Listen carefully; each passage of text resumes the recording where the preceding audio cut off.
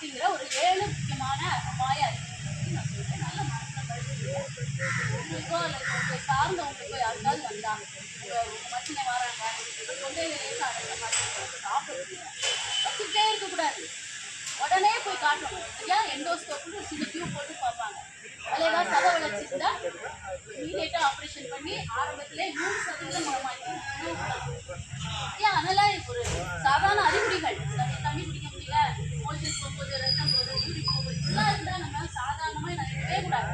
உடனே வந்து காட்டிட்டா நமக்கும் ஈஸி, வைத்தியம் பண்ணுற மருத்துவம் சரியா? நம்ம வாழ்நாளும் சரி. மெயினாக வந்து 15 நாளைக்கு மேலே இருமல் குணமாகலை, என்ன மருந்து கொடுத்து குணமாகலை அப்படின்னா அது நுரையீரல் அறிகுறியா இருக்கு. அது குளிர்ச்சியில் கலக்க போய் பார்க்கணும். சரியா? அடுத்தது சாப்பாடு நான் சொன்ன மாதிரி சரியா?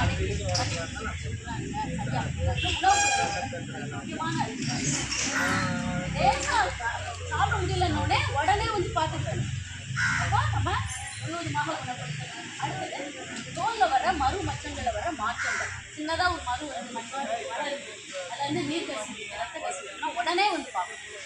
அடுத்தது லூஸ் மோஷன் அடிக்கடி போகுது, மாற்றி மாற்றி வருது, ஆள் மெல்லிட்டே போகிறாங்க, சாப்பிட முடியலன்னா உடனே வந்து பார்க்கணும்.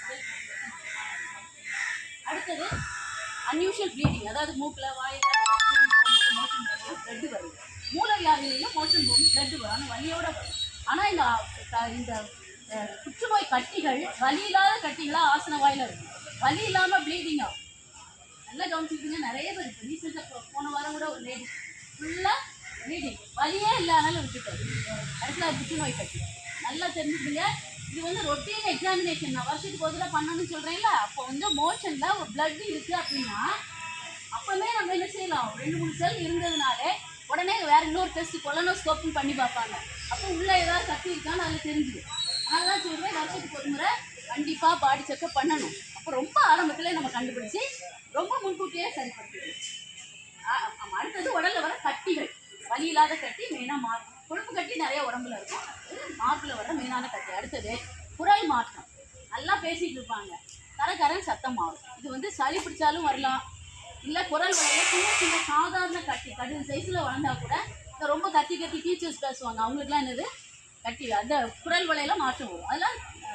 அதெல்லாம் கேன்சர் கிடையாது, வினைன்பாங்க. சரியா? அதெல்லாம் கேன்சர் கிடையாது. ஆனால் குரல் வலையில் புற்றுநோய் ஆரம்பம் வந்தால் கரகரன் சத்தம் மாறும்.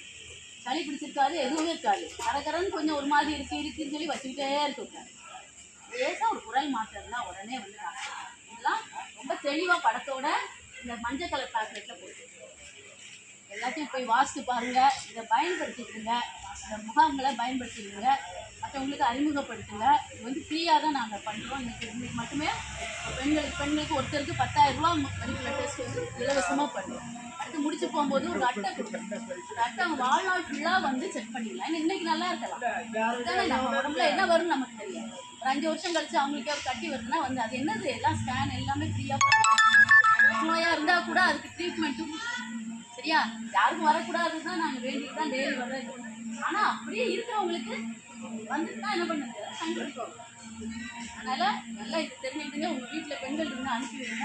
உங்களே இந்த பழக்கத்தை ஃபார்ம் போட்டு செக் பண்ணிக்கிட்டுங்க வாயை. அந்த வாய்ப்பு நான் நன்றி சொல்லுவேன்.